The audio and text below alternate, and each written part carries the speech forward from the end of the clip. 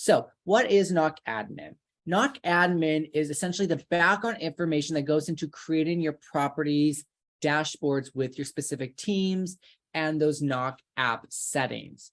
So when your property is being built out for NOC, it is all that data that we've collected to go ahead and build your CRM dashboard that is available and viewable in the admin dashboard. And you can go ahead and see what's included. And there is options to go ahead and potentially make any edits from your admin dashboard based on your permissions in the admin. So really, we're just going to be looking at the background information that goes into creating your CRM. If you do have your admin dashboard available, you can go ahead and pull that up and follow along with me, or just go ahead and follow along with my demo admin for our demo property. So we're going to go ahead and start looking at the integrations tab. And the integrations tab essentially shows you login information to your property's CRM dashboards, how you can access that integration information and NOC ID, and also quickly talking about this Facebook integration piece as well. And then we will go into your sources tab. And then the sources tab essentially as an overview gives you the marketing source list that you can enable for each of the properties in your portfolio. And it's going to contain that tracking information and that fee information for each property's enabled sources. And then we're going to talk about those settings with inbound calling from prospects and or residents. So again, if you have your admin dashboard, please feel free to follow along. Otherwise, you can just follow along with our demo here. So we're going to just start at the top and work our way down. So the first tab on your admin dashboard when you log in is that integrations tab. And the integrations tab essentially is going to show you the information that has been collected to integrate your property management system with our NOC CRM. So you can drill down by property. And when you drill down into the property specifically, you can see that you have the ability to log into the house account with your NOC CRM. You'll see that contact information, that NOC ID, and what the integration information based on what your property is integrated with regarding your PMS. Now, the two buttons that I like to point out obviously are the Facebook and Ingrain. Ingrain is going to be for any properties that are utilizing NOC Tours. So if your property utilizes NOC Tours, you will see Ingrain integration information, which allows us to go ahead and look at the different essentially your property map in the Tours app. And then the Facebook integration button is going to be the button tied to the Facebook Messenger with your Facebook page. So when a prospect looks your property up through Facebook, and if they're wanting to request information, that Facebook integration allows them to create that information in the Facebook Messenger, and then that will create a prospect in your system. But that is only with the Facebook Messenger portion, not your actual Facebook page. So prospects can still look at your Facebook page, but if they want to create that information and essentially that prospect card, they would do that through the Facebook Messenger. And so that's just essentially a general overview of the integrations tab. Sources is going to contain a little bit more information here. The thing I like to point out with the sources tab is this top little link, the View Google Docs spreadsheet.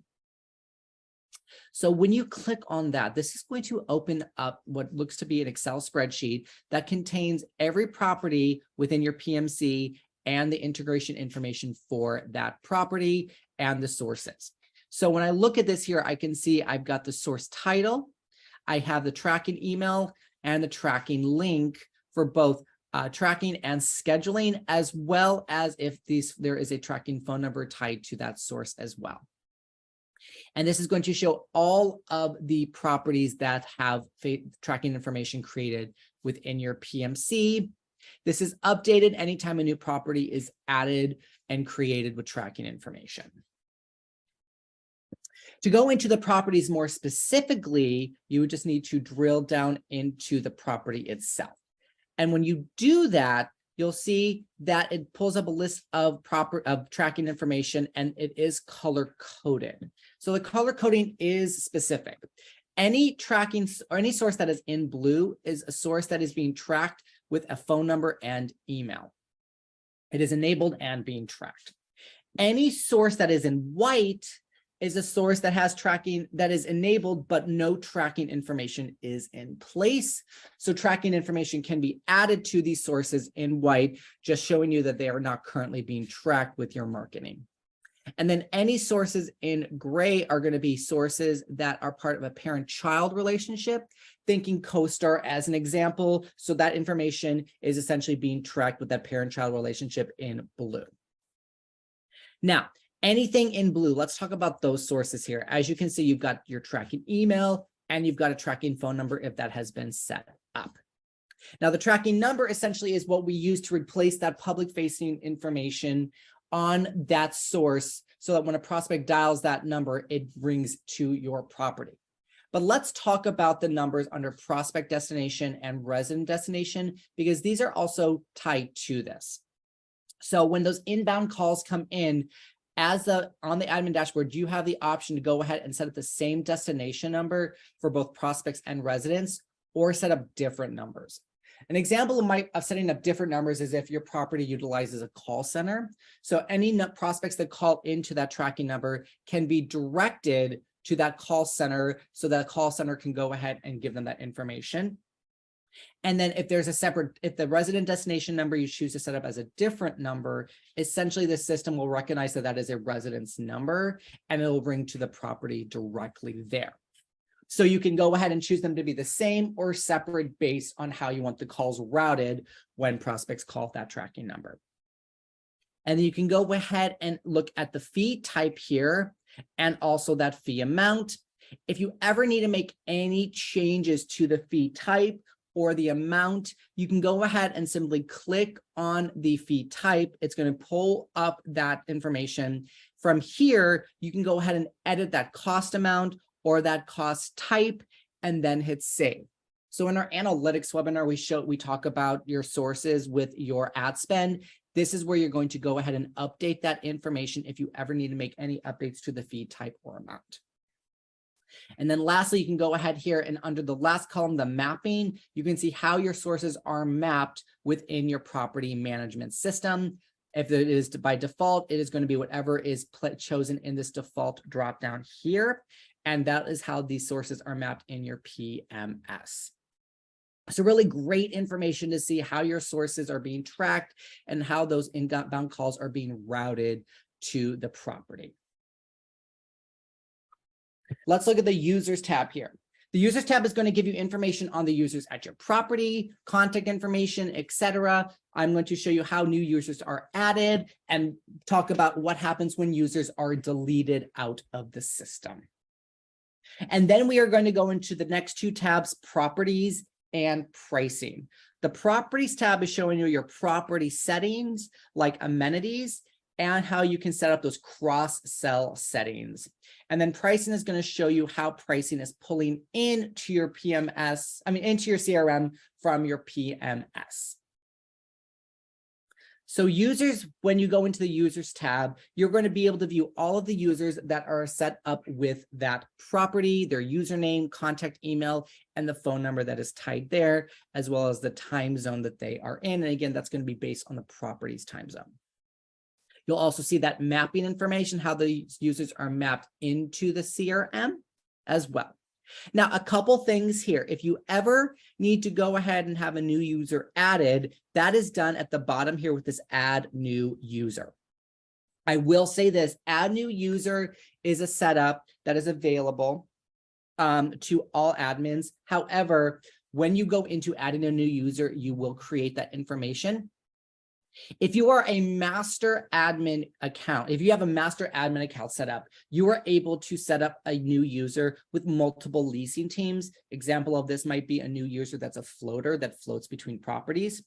Non-master admin accounts will be able to create new users, but will only be able to add one property to that user's account.